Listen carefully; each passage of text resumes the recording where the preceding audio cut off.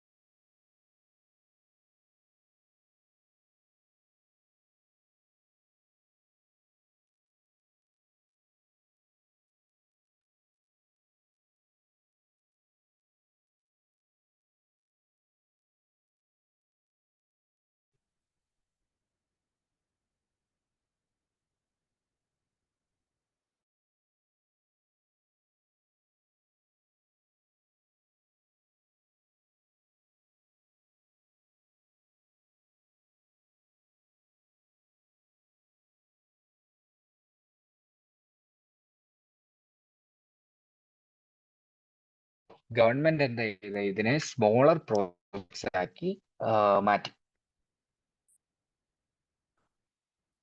അപ്പം ഇത് environment clearance കിട്ടാൻ വേണ്ടിയാണ്. The Supreme Court initially supported narrower roads, but ultimately allowed broader plans setting ആദ്യം ചെറിയ തോതിലുള്ള റോഡ് മതിയെന്ന് സുപ്രീം കോടതി പറഞ്ഞെങ്കിലും, അങ്ങനത്തെ സ്പെസിഫിക്കേഷൻസ് പറഞ്ഞെങ്കിലും, ultimately broader plan citing national security. Okay,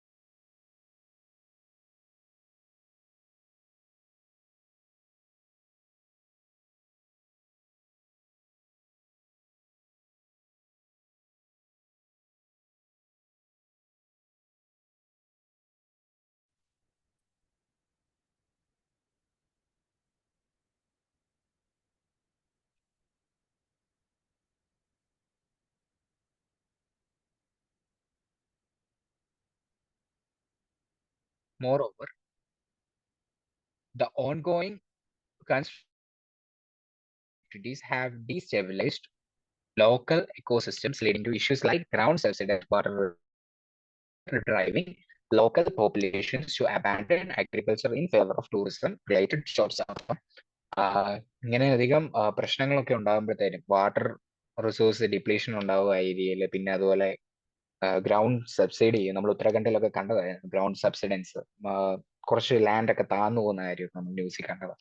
further driving local populations to abandon, വെള്ളമൊക്കെ ഇല്ലാതെ വരുമ്പോൾ എന്ത് സംഭവിക്കും, അഗ്രികൾച്ചർ അബാൻഡൻ ചെയ്തിട്ട് ഒരു ടൂറിസം റിലേറ്റഡ് ആയിട്ടുള്ള ജോബ്സിലേക്ക് പോകും. Critics argue that the government's development approach in this ecologically sensitive region is misguided and unsustainable, calling for a re-evaluation of current infrastructure projects in light of their environmental impact. So, ഇതൊരു ecologically sensitive reasoning നടക്കുമ്പോഴത്തേനും ഇങ്ങനെ ഒരു project ഒന്നുകൂടെ റീഇവാലുവേറ്റ് ചെയ്ത് ഇതിൽ വേണ്ട structure changes ഒക്കെ വരുത്തി അതിന്റെ എൻവയോൺമെന്റ് ഇമ്പാക്റ്റ് ഒക്കെ കുറച്ചുകൂടെ പരിശോധിച്ച് മുന്നേറണമെന്നാണ് ഈ ആർട്ടിക്കിളിൽ സജസ്റ്റ് ചെയ്യുന്നത്. ഇതിന്റെ സസ്റ്റൈനബിലിറ്റിയെ കുറിച്ച് പഠിക്കും, ഇത് എത്രത്തോളം സസ്റ്റൈനബിൾ ആണ്. സോ ഗവൺമെന്റ് ഡെവലപ്മെന്റ് അപ്രോച്ച് ആ രീതിക്ക് പോകണമെന്നൊക്കെയാണ് ക്രിട്ടിക്സ് ആർഗ്യൂ ചെയ്യുന്നത്. സോ നമുക്ക് അടുത്തൊരു ആർട്ടിക്കിളിലേക്ക് പോകാം. Forecasting better in India come rain or shine. നമ്മൾ അടുത്ത കുറച്ച് നാളായിട്ടൊക്കെ മൺസൂണിനെ കുറിച്ചൊക്കെ ഒത്തിരി ആർട്ടിക്കിൾസ് കാണാം. സോ ഈ ആർട്ടിക്കിളും GS1 GS3 ഒരു ഓവർലാപ്പിംഗ് ആണ്. GS1 ജോഗ്രഫി പാർട്ടിലും പിന്നെ അതുപോലെ GS3 ഡിസാസ്റ്റർ മാനേജ്മെന്റ് പാർട്ടിലും ഇമ്പോർട്ടന്റ് ആയിട്ടുള്ള ഒരു ആർട്ടിക്കിൾ ആണ്. പിന്നെ പ്രിലിംസ് പോയിന്റ് ഓഫ് വ്യൂവിലും ഇമ്പോർട്ടന്റ് ആണ്. ഇതിലൊരു പ്രൊജക്ടിനെ കുറിച്ച് പറയുന്നുണ്ട്. പ്രൊജക്ട് മൗസം എന്ന് പറയും, അല്ലെങ്കിൽ മൗസം മിഷൻ എന്നൊക്കെ പറയും. സോ മൗസം മിഷൻ എന്താണെന്നൊക്കെ നോക്കാം. മൗസം മൺസൂൺ, ഓക്കെ. അപ്പം മൗസം മിഷൻ എന്താണെന്ന് നമുക്ക് കൂടുതൽ നോക്കാം. India's monsoon season this year has been severely impacted by flooding, highlighting the need for improved weather forecasting and early warning systems. A study by the CEEW, Council on Energy, Environment and Water, indicates that 40% of Indian districts face alternating climate hazards, with heavy rainfall days increasing by up to 64% over the last decade. So, നമ്മൾ ഇങ്ങനത്തെ datas ഒക്കെ മെയിൻസിന് important ആണ് നമുക്കറിയാം. ഇവിടെ ഒരു data കൊടുത്തിട്ടുണ്ട്, important ആണ്. Council on energy, environment and water indicates എന്താണ് അവർ പറയുന്നത്? 40% ഇന്ത്യൻ ഡിസ്ട്രിക്ട്സ് ഓൾട്ടർനേറ്റിംഗ് ക്ലൈമറ്റ് ഹാസാർഡ്സ്, മാറി മാറി വരുന്ന ക്ലൈമറ്റ് ഹാസാർഡ്സ് ഫേസ് ചെയ്യുന്നതാണ് 40% ഇന്ത്യൻ ഡിസ്ട്രിക്ട്സും എന്നാണ് പറയുന്നത്. With heavy rainfall days increasing up to 64% over the last decade. Okay, ഇങ്ങനത്തെ ഡാറ്റാസ് പ്രിലിംസിലും ചോദിക്കാറുണ്ട്. കഴിഞ്ഞ ഒരു ഒരു ഡ്രോട്ടുമായിട്ട് ബന്ധപ്പെട്ട് ഇത്ര ശതമാനം ഇന്ത്യൻ ഡിസ്ട്രിക്ട്സ് ഡ്രോട്ടിലാണ്, ആ രീതിക്ക്, അല്ലെങ്കിൽ വാട്ടർ എക്സ്പ്ലോയിറ്റ് ചെയ്യുന്നുണ്ട്, അങ്ങനത്തെ കാര്യങ്ങളൊക്കെ ചോദിച്ചിട്ടുണ്ട്. അപ്പൊ സോ ഇങ്ങനത്തെ ഡാറ്റാസ് ഒന്നും ഓർത്തിരിക്കുന്നു, അല്ലെങ്കിൽ 40% ഇന്ത്യൻ ഡിസ്ട്രിക്ട്സും ഓൾട്ടർനേറ്റീവ് ആയിട്ടുള്ള ക്ലൈമറ്റ് ഹസാർഡ്സ് ഫേസ് ചെയ്തുകൊണ്ടിരിക്കുകയാണെന്നാണ് പറയുന്നത്. Despite nearly 2/3 of the population being exposed to flood risk, only 1/3 of those in flood-prone areas are covered by early warning systems. അതൊരു ക്രൂഷ്യൽ ആയിട്ടുള്ള ഒരു ഫിഗർ ആണ് നമ്മൾ നോക്കേണ്ടത്. കാരണം only 1/3 പോപ്പുലേഷൻ മാത്രമാണ് ഒരു early warning സിസ്റ്റം ഒക്കെ കവർ ചെയ്തിട്ടുള്ളത്. ബാക്കിയുള്ള 2/3 പോപ്പുലേഷനും എക്സ്പോസ് ചെയ്തിരിക്കുക flood റിസ്കുമായിട്ട്. Okay,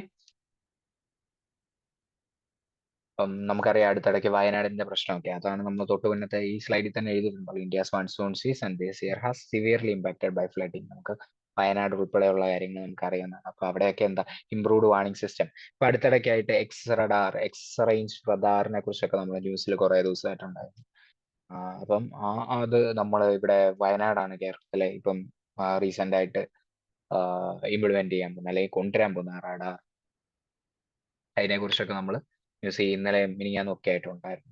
in response the government has launched, ഇപ്പം ഇങ്ങനത്തെ ക്ലൈമറ്റ് ചേഞ്ചസ് റിലേറ്റഡ് ആയിട്ടുള്ള ആക്ടിവിറ്റീസ് ഉണ്ടാകുന്നതുകൊണ്ട് തന്നെ in response the government has launched mission Mausam, a 2000 crore initiative aimed at enhancing weather observation and forecasting capabilities through improved technology and data integration.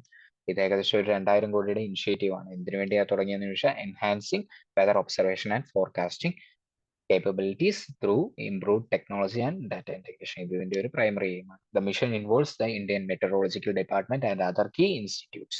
അപ്പം അത് ഏതൊക്കെയാണ് ഇതിന്റെ implement ചെയ്യുന്ന ഇൻസ്റ്റിറ്റ്യൂട്ട്സ് എന്നും കാര്യങ്ങളും നമുക്കൊന്ന് ചെക്ക് ചെയ്ത് നോക്കാം. പ്രിലിംസ് പോയിന്റ് ഓഫ് വ്യൂ വളരെ ഇമ്പോർട്ടന്റ് ആണ് ഇത്. three institutes of the ministry of earth sciences. ഇത് ഇംപ്ലിമെന്റ് ചെയ്യുന്ന മിനിസ്ട്രിയുടെ പേര് മിനിസ്ട്രി ഓഫ് എർത്ത് സയൻസസ് എന്നാണ്. അതിന്റെ കീഴിൽ വരുന്ന 3 ഇൻസ്റ്റിറ്റ്യൂട്ട് ഉണ്ട്. ദ ഇന്ത്യ മെട്രോളജിക്കൽ ഡിപ്പാർട്ട്മെന്റ് ഉണ്ട്, നമ്മൾ പറഞ്ഞ പോലെ. പിന്നെ the Indian institute of tropical meteorology and the national centre for medium range weather forecasting will primarily implement mission MOUSO. ഇത് ഇമ്പോർട്ടന്റ് ആണ് പ്രിലിംസ് പോയിന്റ് ഓഫ് വ്യൂവിൽ. These institutions will be supported by other MOEs, Ministry of Earth Sciences എന്നുള്ള ഷോർട്ടാണ്. MOEs institutions along with collaborating national and international institutes, academia and industries, furthering India's leadership in weather and climate sciences and services. Okay, it will directly benefit numerous sectors such as ഏതൊക്കെ സെക്ടറാണ്? Agriculture വരും, disaster management വരും, defence വരും, environment വരും, അങ്ങനെ തുടങ്ങി transport, energy, health ഉൾപ്പെടെ എല്ലാ മിക്ക സെക്ടേഴ്സിലും ന്യൂമറസ് ആയിട്ടുള്ള ബെനിഫിറ്റ്സ് ഉണ്ട് ഡയറക്റ്റ് ആയിട്ട് തന്നെ. It would also enhance data-driven decision making in areas such as urban planning, road and rail transport, offshore operations and environmental monitoring. ഇതിലൊക്കെ നമുക്ക് ഈ പ്രോജക്ട് മൗസ് ഗുണം ചെയ്യും, അല്ലെങ്കിൽ മിഷൻ മൗസും ഗുണം ചെയ്യും. ഓക്കെ, ഈ മിഷന്റെ എംഫസൈസ് ചെയ്യുന്ന 3 മെയിൻ പാത്വേസ് ഉണ്ട്. ഏതൊക്കെയാണെന്ന് നമുക്ക് നോക്കാം. ഫസ്റ്റ് വൺ ഈസ്, അല്ലെങ്കിൽ അതിന്റെ ഒരു മിഷന്റെ എയിം പോലെ പറയാൻ പറ്റുന്ന ആദ്യത്തെ കാര്യം എന്ന് പറഞ്ഞാൽ expanding radar coverage, particularly along the western coast and in urban centers at high climate risk. അപ്പം ഇതിന്റെ റഡാർ കവറേജ് എക്സ്പാൻഡ് ചെയ്യുക, അതാണ് പ്രൈമറി ആയിട്ടുള്ള ഒരു ഒബ്ജക്റ്റീവ് എന്ന് പറയുന്നത്, അല്ലെങ്കിൽ ഈ മിഷന്റെ ആദ്യത്തെ പാത്ത് വേ എന്ന് പറഞ്ഞാൽ. As many areas current lack adequate monitoring. അപ്പം നമുക്കറിയാം, ഞാൻ ഇപ്പൊ പറഞ്ഞു എക്സ് റഡാർ എന്ന് പറയുന്നത് എക്സ് റേഞ്ചിലെ റഡാറും എക്സ് ബാൻഡിൽ വർക്ക് ചെയ്യുന്ന റഡാറും പിന്നെ സി ബാൻഡിലെയൊക്കെ റഡാർസ് ഒക്കെ എവിടെയാണ് നമ്മളിപ്പോ വയനാട് മുതലായ സ്ഥലങ്ങളിൽ നമ്മളിപ്പോൾ ഡിപ്ലോയ് ചെയ്യുന്നുണ്ട്. സോ അതൊക്കെ ഇതുമായിട്ട് ചേർത്ത് വായിക്കാവുന്നതാണ്.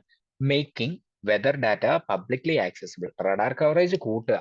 അത് പറയുമ്പോൾ തന്നെ ഓർത്തോണം, ചില സ്ഥലങ്ങളുണ്ട്, ഇപ്പൊ രാജസ്ഥാനിലെ ചില ഏരിയാസ് ഉണ്ട്, ഗുജറാത്തിലെ ചില അഹമ്മദാബാദ് റീജിയൻസ് ഒക്കെ ഉണ്ട്. ഇവിടെയൊക്കെ ക്ലൈമറ്റ് റിസ്ക് വളരെയധികം കൂടിയ ഏരിയാസ് ആണ്. പക്ഷെ അവിടെയൊക്കെ റഡാറിന്റെ ഒരു കവറേജ് ഒന്നും എത്തുന്നില്ല. സോ അതൊക്കെ നമ്മൾ ഇൻക്ലൂസീവ് ആയിട്ട് എല്ലാ സ്ഥലവും, അതാണ് ഈ എക്സ്പാൻഡിങ് റഡാർ കവറേജ് എന്ന് ഉദ്ദേശിക്കുന്നത്. ഓക്കെ, പിന്നെ രണ്ടാമത്തത് making weather data publicly accessible for research and innovation. U എസിലും യൂറോപ്പിലൊക്കെ ഈ ടൈപ്പ് ഓഫ് പ്രാക്ടീസസ് നേരത്തെ തന്നെ ഫോളോ ചെയ്യുന്നുണ്ട്. ഓക്കെ, അത് നമ്മൾ നോക്കണം. കാരണം ഇത് പബ്ലിക്ലി ആക്സസിബിൾ ആക്കുമ്പോൾ എന്നാ ചെയ്യാൻ പറ്റും, കുറെ അധികം ഇതിന്റെ സ്റ്റഡീസും കാര്യങ്ങളൊക്കെ ആളുകൾക്ക് കണ്ടക്ട് ചെയ്യാൻ പറ്റും. ഓരോ അനലൈസ് ചെയ്തിട്ട് ഓരോ പ്ലാൻസ് ഒക്കെ പല ഏജൻസീസിനായിക്കോട്ടെ ആർക്കും കൊണ്ടുവരാൻ പറ്റും. To foster the development of localized early warning systems.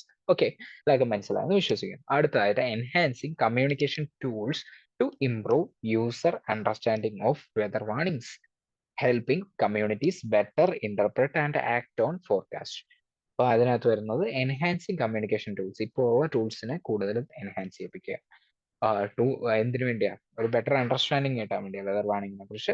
Helping communities better interpret and act on forecast. അതായത് ഉദാഹരണത്തിന് പറയുകയാണെങ്കിൽ നമുക്ക് ഈ പ്രോജക്ട് മൗസത്തിന്റെ ഭാഗമായിട്ട്, അല്ലെങ്കിൽ വേണ്ട, IMD-യുടെ സൈറ്റ് ഒക്കെ വളരെയധികം എഫിഷ്യന്റ് ആയിട്ട് വർക്ക് ചെയ്യുന്ന സൈറ്റ് ആണ് IMD-യുടെ.